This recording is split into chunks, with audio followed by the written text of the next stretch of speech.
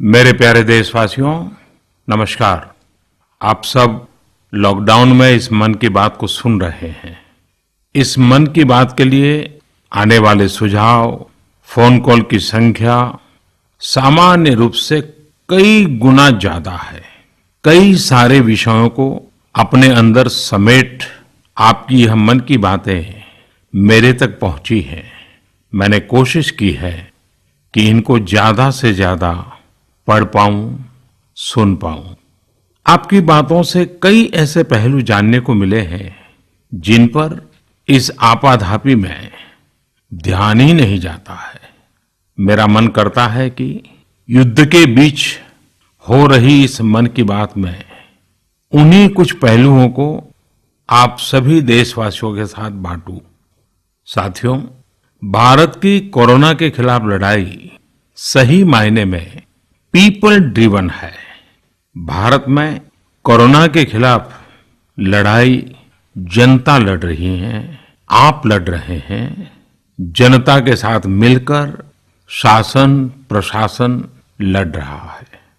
भारत जैसा विशाल देश जो विकास के लिए प्रयत्नशील है, गरीबी से निर्णायक लड़ाई लड़ रहा है। उसके पास कोरोना से लड़ने और जीतने का यही एक तरीका है।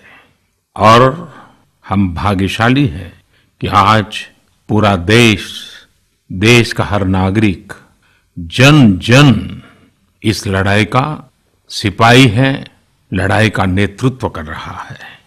आप कहीं भी नजर डालिए, आपको एहसास हो जाएगा कि भारत की लड़ाई पीपल ड्रिवन है। जब पूरा विश्व इस महामारी के संकट से जूझ रहा है, भविष्य में जब इसकी चर्चा होगी, उसकी तौर तरीकों की चर्चा होगी, मुझे विश्वास है कि भारत की ये पीपल ड्रिवन लड़ाई, इसकी जरूर चर्चा होगी। पूरे देश में, गली मोहल्लों में, जगह जगह पर आज लोग एक दूसरे की सहायता के लिए आगे आए हैं। गरीबों के लिए खाने से लेकर राशन की व्यवस्था हो, लॉकडाउन का पालन हो, अस्पतालों की व्यवस्था हो, मेडिकल इक्विपमेंट का देश में ही निर्माण हो, आज पूरा देश एक लक्ष्य, एक दिशा, साथ साथ चल रहा है। ताली, थाली, दिया, मोमबत्ती, इन सारी चीजों ने जो भावनाओं को जन्म दिया, जिस जज्बे से देशवासियों ने कुछ न कुछ करने की ठान ली, हर किसी को इन बातों ने प्रेरित किया है। शहर हो या गांव, ऐसा लग रहा है जैसे देश में एक बहुत बड़ा महायज्ञ चल रहा है, जिसमें हर कोई अपना योगदान देने के लिए आतुर है। हमारे किसान भाई बहनों को ही देखिए, एक तरफ वो इस महामारी के बीच अपने खेतों में दिन रात मेहनत कर रहे हैं और इस बात की भी चिंता कर रहे हैं कि देश में कोई भी भूखा न सोए। हर कोई अपने सामर्थ्य के हिसाब से इस लड़ाई को लड़ रहा है। कोई किराया माफ कर रहा है, तो कोई अपनी पूरी पेंशन या पुरस्कार में मिली राशि को पीएम केयर्स में जमा करा रहा है। कोई खेत की सारी सब्जियां दान दे रहा है, तो कोई हर रोज सैकड़ों गरीबों को मुफ्त भोजन करा रहा है। कोई मास्क बना रहा है। कहीं हमारे मजदूर भाई बहन क्वारंटीन में रहते हुए जिस स्कूल में रह रहे हैं, उसकी रंगाई पुताई कर रहे हैं। साथियों, दूसरों की मदद के लिए आपके भीतर हृदय के किसी कोने में जो ये उमड़ता घुमड़ता भाव है ना, वही कोरोना के खिलाफ भारत की इस लड़ाई को ताकत दे रहा है। वही इस लड़ाई को सच्चे मायने में पीपल ड्रिवन बना रहा है। और हमने देखा है पिछले कुछ साल में हमारे देश में यह मिजाज बना है, निरंतर मजबूत होता रहा है। चाहे करोड़ों लोगों का गैस सब्सिडी छोड़ना हो, लाखों सीनियर सिटीजन का रेलवे सब्सिडी छोड़ना हो, स्वच्छ भारत अभियान का नेतृत्व लेना हो, टॉयलेट बनाने हो, अनगिनत बातें ऐसी है। इन सारी बातों से पता चलता है हम सबको एक मन, एक मजबूत धागे से पिरो दिया है, एक होकर देश के लिए कुछ करने की प्रेरणा दी है। मेरे प्यारे देशवासियों, मैं पूरी नम्रता पूर्वक, बहुत ही आदर के साथ आज 130 करोड़ देशवासियों की इस भावना को सर झुका करके नमन करता हूं। आप अपनी भावना के अनुरूप देश के लिए अपनी रुचि के हिसाब से, अपने समय के अनुसार कुछ कर सके, इसके लिए सरकार ने एक डिजिटल प्लेटफॉर्म भी तैयार किया है। ये प्लेटफॉर्म है covidwarriors.gov.in। मैं दोबारा बोलता हूं, covidwarriors.gov.in। सरकार ने इस प्लेटफॉर्म के माध्यम से तमाम सामाजिक संस्थाओं के वॉलंटियर्स, सिविल सोसाइटी के प्रतिनिधि और स्थानीय प्रशासन को एक दूसरे से जोड़ दिया है। बहुत ही कम समय में इस पोर्टल से 1.25 करोड़ लोग जुड़ चुके हैं। इनमें डॉक्टर, नर्सिस से लेकर हमारी आशा, एएनएम बहनें, हमारे एनसीसी, एनएसएस के साथी, अलग अलग फील्ड के तमाम प्रोफेशनल्स, उन्होंने इस प्लेटफॉर्म को अपना प्लेटफॉर्म बना लिया है। ये लोग स्थानीय स्तर पर क्राइसिस मैनेजमेंट प्लान बनाने वालों में और उसकी पूर्ति में भी बहुत मदद कर रहे हैं। आप भी covidwarriors.gov.in से जुड़कर देश की सेवा कर सकते हैं, कोविड वॉरियर बन सकते हैं। साथियों, हर मुश्किल हालात, हर लड़ाई कुछ न कुछ सबक देती है, कुछ न कुछ सिखा करके जाती है, सीख देती है, कुछ संभावनाओं के मार्ग बनाती है और कुछ नई मंजिलों की दिशा भी देती है। इस परिस्थिति में आप सब देशवासियों ने जो संकल्प शक्ति दिखाई है, उससे भारत में एक नए बदलाव की शुरुआत भी हुई है। हमारे बिजनेस, हमारे दफ्तर, हमारे शिक्षण संस्थान, हमारा मेडिकल सेक्टर, हर कोई तेजी से नए तकनीकी बदलावों की तरफ भी बढ़ रहे हैं। टेक्नोलॉजी के फ्रंट पर तो वाकई ऐसा लग रहा है कि देश का हर इनोवेटर नई परिस्थितियों के मुताबिक कुछ न कुछ नया निर्माण कर रहा है। साथियों, देश जब एक टीम बनकर के काम करता है, तब क्या कुछ होता है, ये हम अनुभव कर रहे हैं। आज केंद्र सरकार हो, राज्य सरकार हो, इनका हर एक विभाग और संस्थान राहत के लिए मिलजुल करके पूरी स्पीड से काम कर रहे हैं। हमारे एविएशन सेक्टर में काम कर रहे लोग हों, रेलवे कर्मचारी हो, ये दिन रात मेहनत कर रहे हैं ताकि देशवासियों को कम से कम समस्या हो। आप में से शायद बहुत लोगों को मालूम होगा कि देश के हर हिस्से में दवाइयों को पहुंचाने के लिए लाइफलाइन उड़ान नाम से एक विशेष अभियान चल रहा है।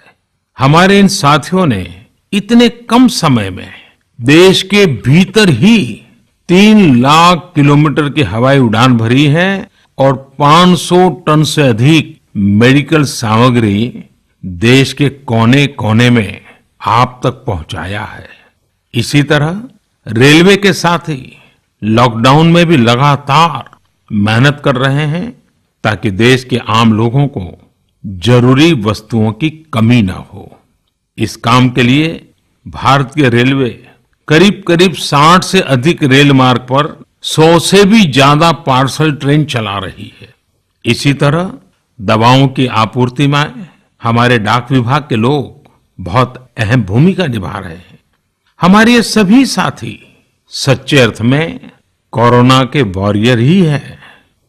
साथियों, प्रधानमंत्री गरीब कल्याण पैकेज के तहत गरीबों के अकाउंट में पैसे सीधे ट्रांसफर किए जा रहे हैं।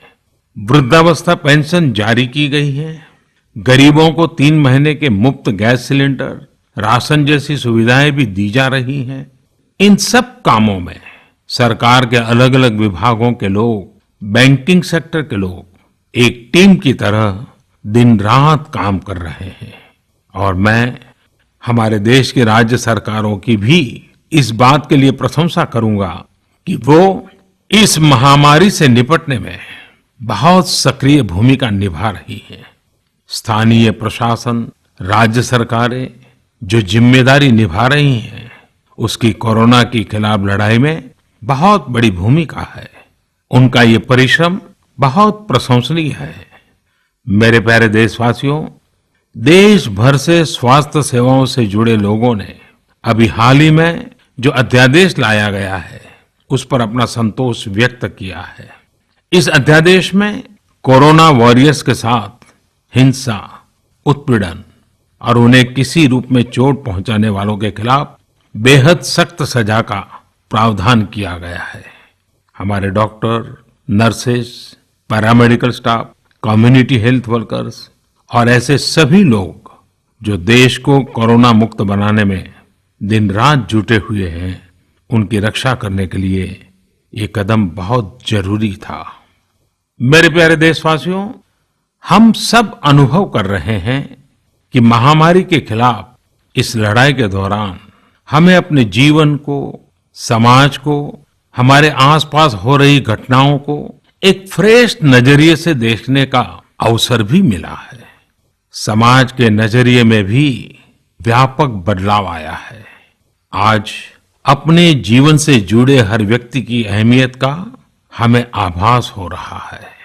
हमारे घर में काम करने वाले लोग हो, हमारी जरूरतों को पूरा करने के लिए काम करने वाले हमारे सामान्य कामगार हो, पड़ोस की दुकानों में काम करने वाले लोग हो, इन सब की कितनी बड़ी भूमिका है, हमें ये अनुभव हो रहा है।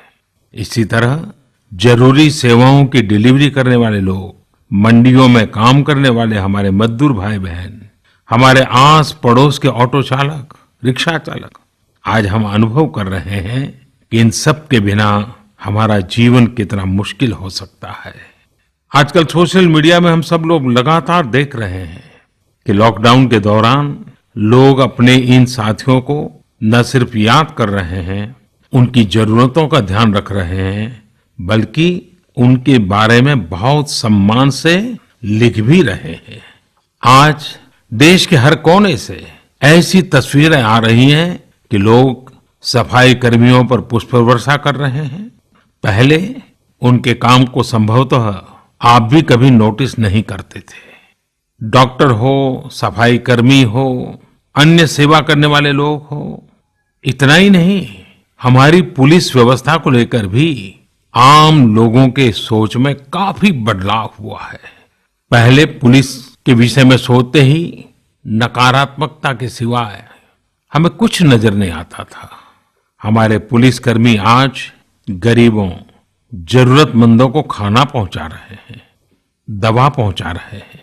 जिस तरह से हर मदद के लिए पुलिस सामने आ रही है, इससे पुलिसिंग का मानवीय और संवेदनशील पक्ष हमारे सामने उभर करके आया है, हमारे मन को झकझोर दिया है, हमारे दिल को छू लिया है। एक ऐसा अवसर है जिसमें आम लोग पुलिस से भावात्मक तरीके से जुड़ रहे हैं। हमारे पुलिस कर्मियों ने इसे जनता की सेवा के एक अवसर के रूप में लिया है और मुझे पूरा विश्वास है इन घटनाओं से आने वाले समय में सच्चे अर्थ में बहुत ही सकारात्मक बदलाव आ सकता है और हम सब ने इस सकारात्मकता को कभी भी नकारात्मकता के रंग से रंगना नहीं है। साथियों, हम अक्सर सुनते हैं प्रकृति, विकृति और संस्कृति। इन शब्दों को एक साथ देखें और इसके पीछे के भाव को देखें तो आपको जीवन को समझने का भी एक नया द्वार खुलता हुआ दिखेगा। अगर मानव प्रकृति की चर्चा करें तो ये मेरा है, मैं इसका उपयोग करता हूं। इसको और इस भावना को बहुत स्वाभाविक माना जाता है, किसी को इसमें कोई ऐतराज नहीं होता। इसे हम प्रकृति कह सकते हैं। लेकिन जो मेरा नहीं है, जिस पर मेरा हक नहीं है, उसे मैं दूसरे से छीन लेता हूं, उसे छीनकर उपयोग में लाता हूं तो हम इसे विकृति कह सकते हैं। इन दोनों से परे, प्रकृति और विकृति से ऊपर जब कोई संस्कारित मन सोचता है या व्यवहार करता है तो हमें संस्कृति नजर आती है। जब कोई अपने हक की चीज, अपनी मेहनत से कमाई चीज, अपने लिए जरूरी चीज कम हो या अधिक, इसकी परवाह किए बिना किसी व्यक्ति की जरूरत को देखते हुए खुद की चिंता छोड़कर अपने हक के हिस्से को बांट करके किसी दूसरे की जरूरत पूरी करता है, वही तो संस्कृति है। साथियों, जब कसौटी का काल होता है तब इन गुणों का परीक्षण होता है। आपने पिछले दिनों देखा होगा कि भारत ने अपने संस्कारों के अनुरूप, हमारी सोच के अनुरूप, हमारी संस्कृति का निर्वहन करते हुए कुछ फैसले लिए। संकट की इस घड़ी में दुनिया के लिए भी, समृद्ध देशों के लिए भी दवाइयों का संकट बहुत ज्यादा रहा है। एक ऐसा समय है कि अगर भारत दुनिया को दवाइयां न भी दे तो कोई भारत को दोषी नहीं मानता। हर देश समझ रहा है कि भारत के लिए भी उसकी प्राथमिकता अपने नागरिकों का जीवन बचाना है। लेकिन साथियों, भारत ने प्रकृति विकृति की सोच से परे होकर फैसला लिया। भारत ने अपनी संस्कृति के अनुरूप फैसला लिया। हमने भारत की आवश्यकताओं के लिए जो करना था उसका प्रयास तो बढ़ाया ही, लेकिन दुनिया भर से आ रही मानवता की रक्षा की पुकार पर भी पूरा ध्यान दिया। हमने विश्व के हर जरूरतमंद तक दवाइयों को पहुंचाने का बीड़ा उठाया और मानवता के इस काम को करके दिखाया। आज जब मेरी अनेक देशों के राष्ट्राध्यक्षों से फोन पर बात होती है तो वो भारत की जनता का आभार जरूर व्यक्त करते हैं। जब वो लोग कहते हैं thank you India, thank you people of India, तो देश के लिए गर्व और बढ़ जाता है। इसी तरह इस समय दुनिया भर में भारत के आयुर्वेद और योग के महत्व को भी लोग बड़े विशिष्ट भाव से देख रहे हैं। सोशल मीडिया पर देखिए, हर तरफ इम्यूनिटी बढ़ाने के लिए किस तरह से भारत के आयुर्वेद और योग की चर्चा हो रही है। कोरोना की दृष्टि से आयुष मंत्रालय ने इम्यूनिटी बढ़ाने के लिए जो प्रोटोकॉल दिया था, मुझे विश्वास है कि आप लोग इसका प्रयोग जरूर कर रहे होंगे। गर्म पानी, काढ़ा और जो अन्य दिशा निर्देश आयुष मंत्रालय ने जारी किए हैं वो आप अपनी दिनचर्या में शामिल करेंगे तो आपको बहुत लाभ होगा। साथियों, वैसे ये दुर्भाग्य रहा है कि कई बार हम अपनी ही शक्तियां और समृद्ध परंपराओं को पहचानने से इनकार कर देते हैं। लेकिन जब विश्व का कोई दूसरा देश एविडेंस बेस्ड रिसर्च के आधार पर वही बात करता है, हमारी ही फॉर्मूला हमें सिखाता है, तो हम उसे हाथों हाथ ले लेते हैं। संभवतः इसके पीछे एक बहुत बड़ा कारण सैकड़ों वर्षों की हमारी गुलामी का कालखंड रहा है। इस वजह से कभी कभी हमें अपनी ही शक्ति पर विश्वास नहीं होता है, हमारा आत्मविश्वास कम नजर आता है। इसलिए हम अपने देश की अच्छी बातों को, हमारे पारंपरिक सिद्धांतों को एविडेंस बेस्ड रिसर्च के आधार पर आगे बढ़ाने के बजाय उसे छोड़ देते हैं, उसे हीन समझने लगते हैं। भारत की युवा पीढ़ी को अब इस चुनौती को स्वीकार करना होगा। जैसे विश्व ने योग को सहज स्वीकार किया है, वैसे ही हजारों वर्षों पुराने हमारे आयुर्वेद के सिद्धांतों को भी विश्व अवश्य स्वीकार करेगा। हाँ, इसके लिए युवा पीढ़ी को संकल्प लेना होगा और दुनिया जिस भाषा में समझती है उस वैज्ञानिक भाषा में हमें समझाना होगा, कुछ करके दिखाना होगा। साथियों, वैसे कोविड-19 के कारण कई सकारात्मक बदलाव हमारे काम करने के तरीके, हमारी जीवन शैली और हमारी आदतों में भी स्वाभाविक रूप से अपनी जगह बना रहे हैं।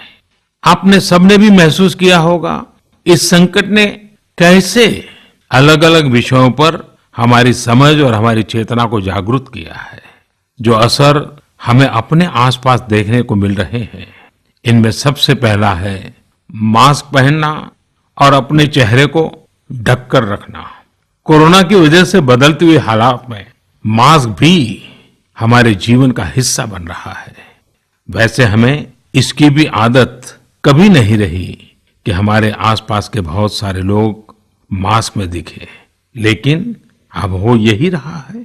हाँ, इसका ये मतलब नहीं है कि जो मास्क लगाते हैं वे सभी बीमार हैं। और जब मैं मास्क की बात करता हूं तो मुझे एक पुरानी बात याद आती है। आप सबको भी याद होगा, एक जमाना था कि हमारे देश के कई ऐसे इलाके ऐसे होते थे कि वहां अगर कोई नागरिक फल खरीदता हुआ दिखता था तो आस पड़ोस के लोग उसको जरूर पूछते थे, क्या घर में कोई बीमार है? यानी फल मतलब बीमारी में ही खाया जाता है, ऐसी एक धारणा बनी हुई थी। हालांकि समय बदला और ये धारणा भी बदली। वैसे ही मास्क को लेकर भी धारणा अब बदलने वाली ही है।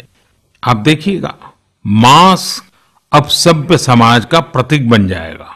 अगर बीमारी से खुद को बचना है और दूसरों को भी बचाना है तो आपको मास्क लगाना पड़ेगा।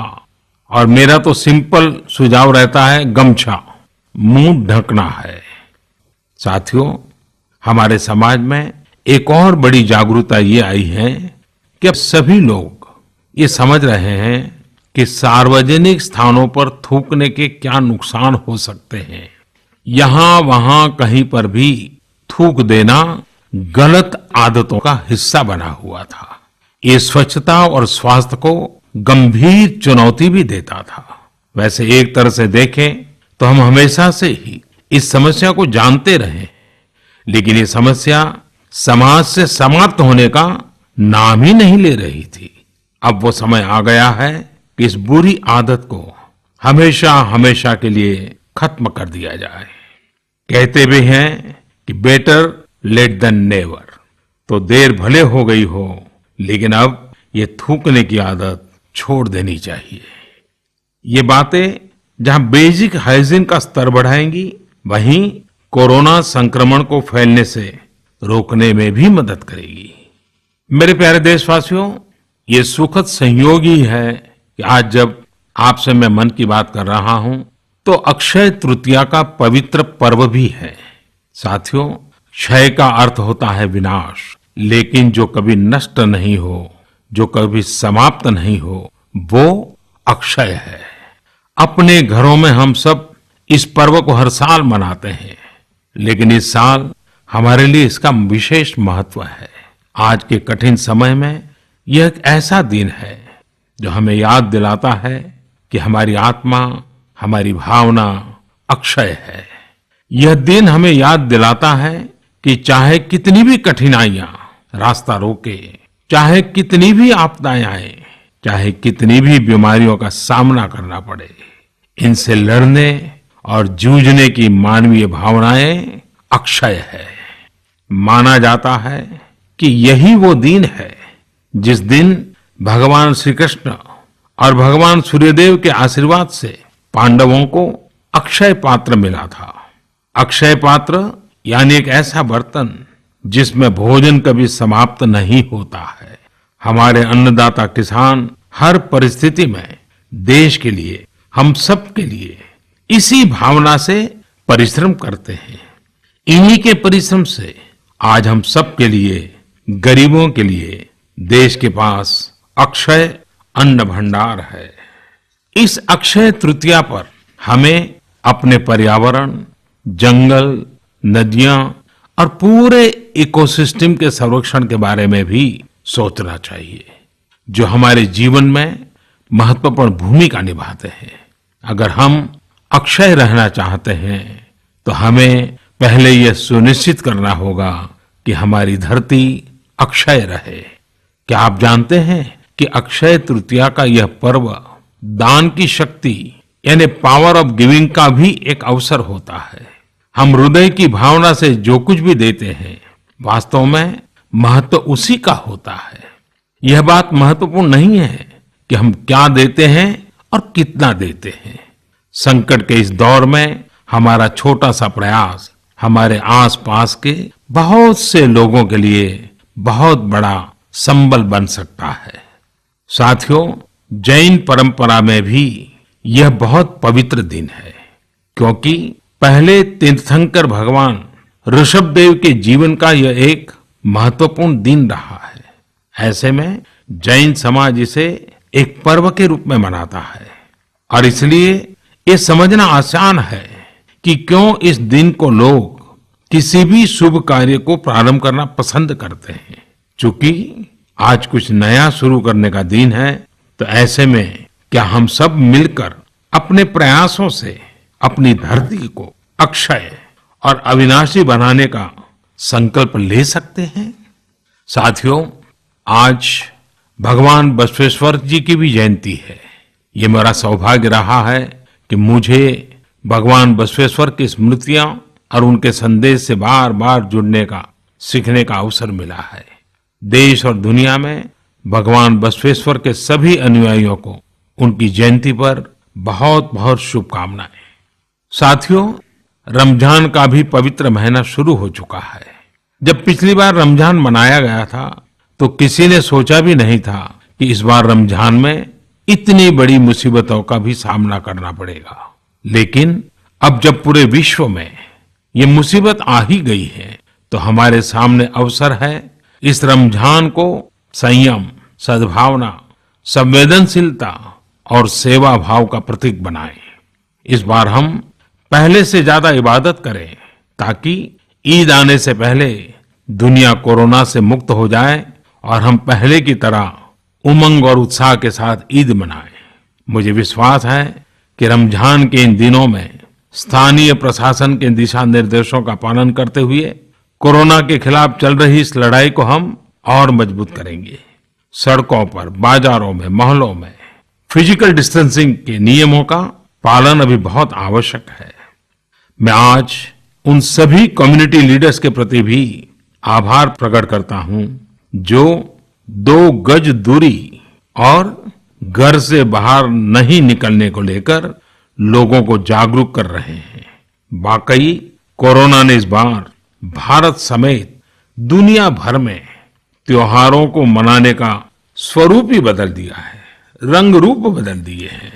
अभी पिछले दिनों ही हमारे यहाँ भी बिहू, बैसाखी, पुथंडू, विशु, ओडिया न्यू ईयर ऐसे अनेक त्योहार आए। हमने देखा कि लोगों ने कैसे इन त्योहारों को घर में रहकर और बड़ी सादगी के साथ और समाज के प्रति शुभ चिंतन के साथ त्योहारों को मनाया। आमतौर पर वे इन त्योहारों को अपने दोस्तों और परिवारों के साथ पूरे उत्साह और उमंग के साथ मनाते थे, घर के बाहर निकलकर अपनी खुशी साझा करते थे। लेकिन इस बार हर किसी ने संयम बरता, लॉकडाउन के नियमों का पालन किया।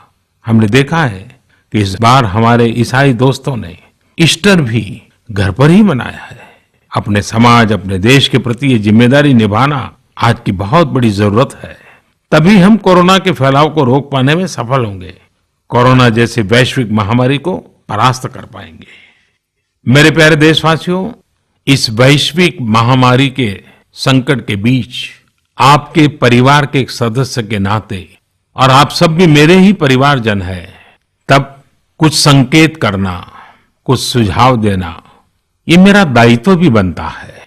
मेरे देशवासियों से मैं आपसे आग्रह करूंगा, हम कतई अति आत्मविश्वास में न फंस जाएं।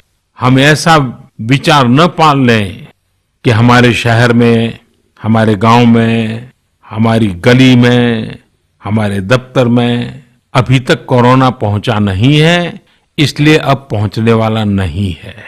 देखिए, ऐसी गलती कभी मत पालना। दुनिया का अनुभव हमें बहुत कुछ कह रहा है और हमारे यहाँ तो बार बार कहा जाता है, सावधानी हटी तो दुर्घटना घटी। याद रखिए, हमारे पूर्वजों ने हमें इन सारे विषयों में बहुत अच्छा मार्गदर्शन किया है। हमारे पूर्वजों ने कहा है, अग्नि ही शेषम ऋण शेषम व्याधि शेषम तथैव च पुनः पुनः प्रवर्धेत तस्मात् शेषम न कार्येत। अर्थात हल्के में लेकर छोड़ दी गई आग, कर्ज और बीमारी मौका पाते ही दोबारा बढ़कर खतरनाक हो जाती है। इसलिए इनका पूरी तरह उपचार बहुत आवश्यक होता है। इसलिए अति उत्साह में स्थानीय स्तर पर कहीं पर भी कोई लापरवाही नहीं होनी चाहिए। इसका हमेशा हमेशा हमने ध्यान रखना ही होगा। और मैं फिर एक बार कहूंगा, 2 गज दूरी बनाए रखिए, खुद को स्वस्थ रखिए। 2 गज दूरी बहुत है जरूरी। आप सबके उत्तम स्वास्थ्य की कामना करते हुए मैं मेरी बात को समाप्त करता हूं। अगली मन की बात के समय जब मिले, तब इस वैश्विक महामारी से कुछ मुक्ति की खबरें दुनिया भर से आए, मानव जात इन मुसीबतों से बाहर आए, इसी प्रार्थना के साथ आप सबका बहुत बहुत धन्यवाद।